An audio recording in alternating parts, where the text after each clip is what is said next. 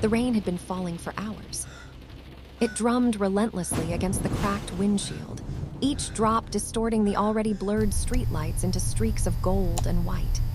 Daniel Reeves tightened his grip on the steering wheel, his knuckles pale, his breathing uneven. He had driven this road 100 times before, but tonight felt different. Tonight, something was wrong. His phone buzzed on the passenger seat. He didn't want to look at it, but it buzzed again, and again. Finally, he gave in. He glanced down for just a second, and that second changed everything. Unknown number. They know. Daniel's heart stopped. Not skipped. Stopped. He jerked his eyes back to the road, his chest tightening as if an invisible hand had wrapped itself around his ribs. They know, he whispered. The words echoed in his head like a gunshot in a silent room. #1 week earlier. Daniel Reeves wasn't the kind of man who attracted attention. At least, that's what everyone believed. He worked as a data analyst for a small government contractor, nothing flashy, nothing important enough to raise suspicion. He lived alone in a modest apartment, kept to himself, and rarely spoke to his neighbors. To the outside world, he was invisible. But invisibility can be the most dangerous disguise of all. Every morning, Daniel followed the same routine. Wake up, coffee, shower, work, home, sleep. Predictable. Safe. Controlled. Until the email arrived. It was 2:17 a.m. when his laptop pinged. Daniel hadn't been asleep. He rarely slept these days, not since the headache started. Not since the strange gaps in his memory began appearing, minutes, sometimes hours, he couldn't account for. At first, he blamed stress. But stress doesn't erase time. The email had no subject. No sender. Just one attachment. And a single line of text. You need to see this before they erase you. Daniel stared at the screen, his reflection faintly visible in the dark background. He hesitated. Then he clicked. The video file opened instantly. Grainy footage filled the screen. It looked like surveillance, low resolution, fixed angle. A room. White walls. A metal table bolted to the floor. And a man sitting in a chair. The man looked familiar. Too familiar. Daniel leaned closer. No, he whispered. It was him. Same face. Same posture. Same scar above his eyebrow. But he didn't remember being there. The video timestamp read, 3 days ago. That's impossible, Daniel muttered. The man on screen, *him*, was speaking. No, the video Daniel said, his voice shaky.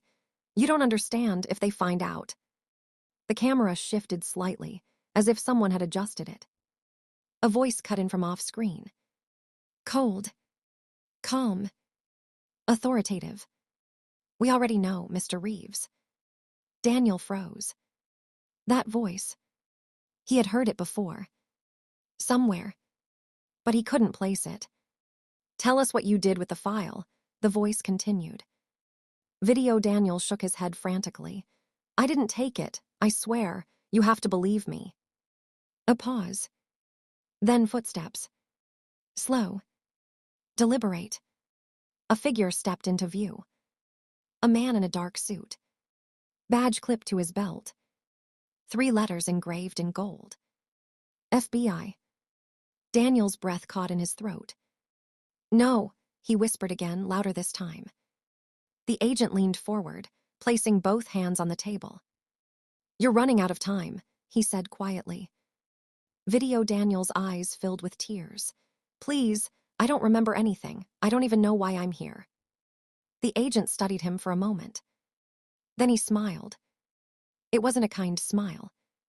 It was the kind of smile that made your blood run cold. That's the problem, the agent said. You were never supposed to remember. The video cut to black. Daniel sat frozen in his chair, the glow of the screen illuminating his pale face. His mind raced. He checked the timestamp again. 3 days ago. 3 days ago, he had gone to work. He remembered the coffee machine breaking. He remembered arguing with his supervisor. He remembered coming home. Didn't he? Or had he just convinced himself he did? His hands trembled as he opened his calendar. Everything looked normal. Too normal. Every hour accounted for. Every task logged. Perfect. And that was the problem. It was too perfect. The next morning, Daniel called in sick. For the first time in years. He needed answers. He started with his apartment. Every drawer. Every cabinet. Every hidden corner. At first, he found nothing. Then, in the back of his closet, behind a stack of old boxes, he noticed something strange. The wall. It didn't look right. The paint was slightly off. Just enough to catch his attention. Daniel stepped closer, his heartbeat accelerating. He pressed his hand against it. Hollow. He grabbed a screwdriver and pried at the edge. The panel came loose with a soft crack. Behind it, a hidden compartment. Inside, there was a small black case. Locked. Daniel swallowed hard. He didn't remember putting it there. He didn't remember owning it. But somehow, he knew it was his. He needed to open it. It took him 20 minutes to break the lock. When it finally snapped, the sound echoed through the apartment like a gunshot. Daniel hesitated. Then slowly, he opened the case. Inside, there was a flash drive. And a note. His hands shook as he unfolded the paper. The handwriting was his. But he didn't remember writing it. If you're reading this, it means they've already taken your memory. Don't trust anyone, not even yourself, especially not the FBI. Daniel staggered back, nearly dropping the note. This isn't real, he muttered. But deep down, he knew it was. Because something inside him, something buried deep, was starting to wake up. That night, the phone calls began. Unknown numbers. No messages. Just silence. Breathing. Listening. Waiting. Daniel stopped answering. But they didn't stop calling. And then the knocks started. Soft at first. Almost polite. Then louder. More urgent. He didn't open the door. He couldn't. Because he already knew who was on the other side. Hash present.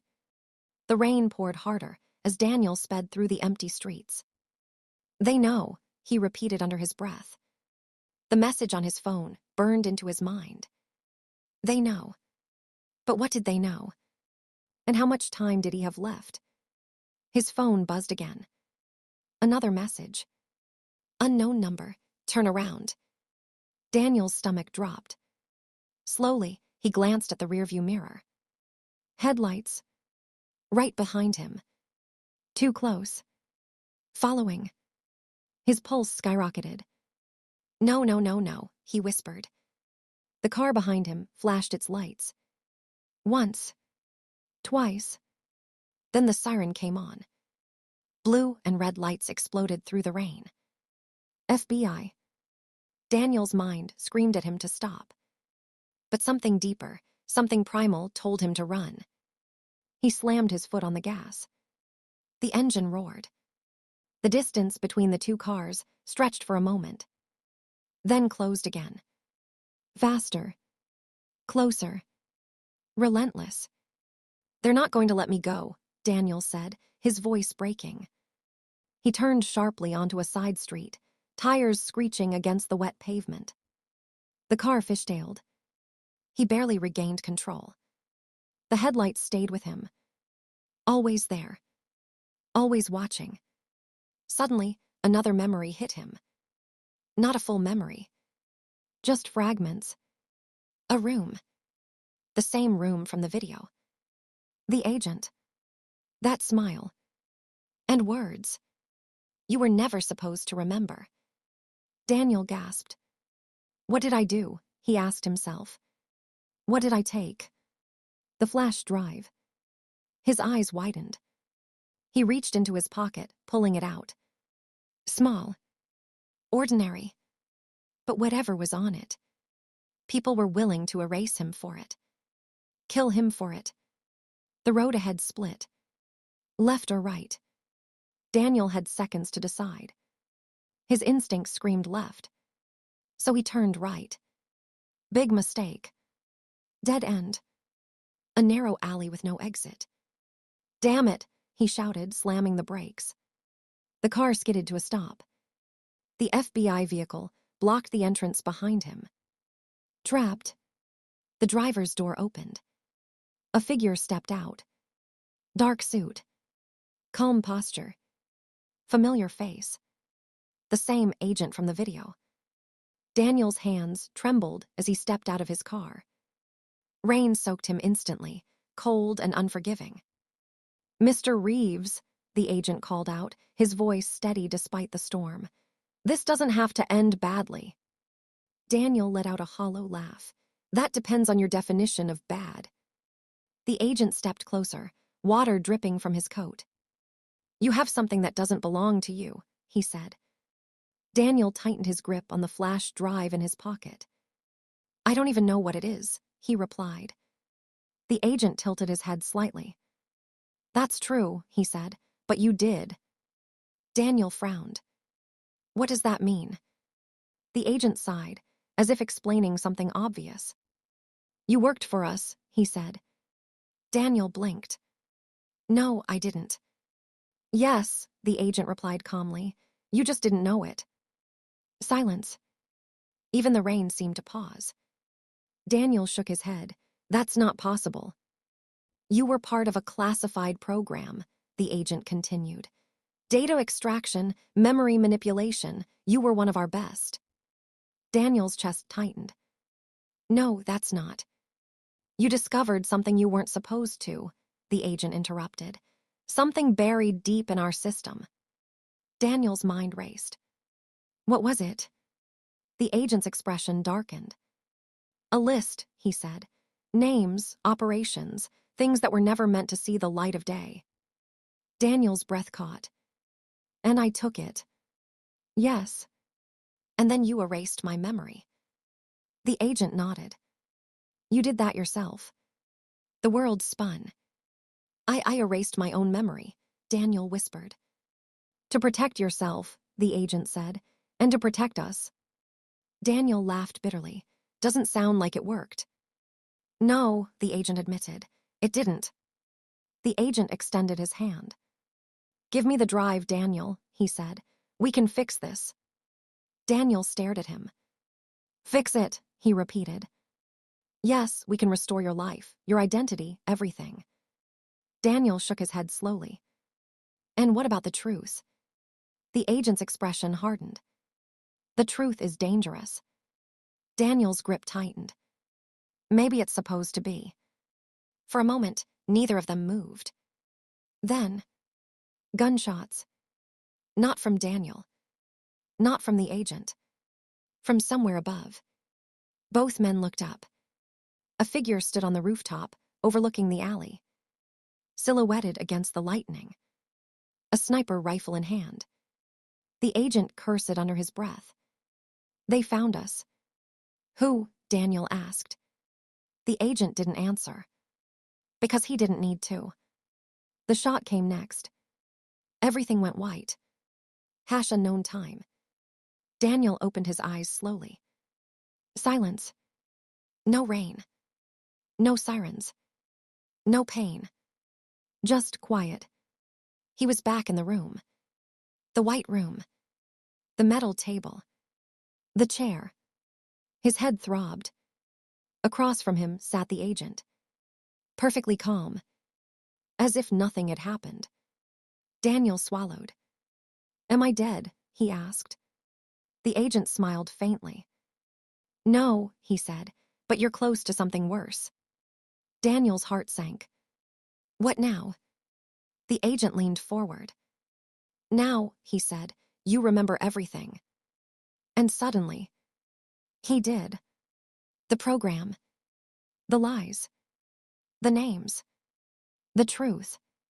And the real reason the FBI wanted him silenced. Because the list didn't just expose criminals, it exposed them. The FBI. Daniel's eyes filled with tears. Why? He whispered. The agent's expression didn't change. Because some truths, he said quietly, aren't meant to save people. He paused. They're meant to destroy them. Daniel closed his eyes. And for the first time, he understood. The end.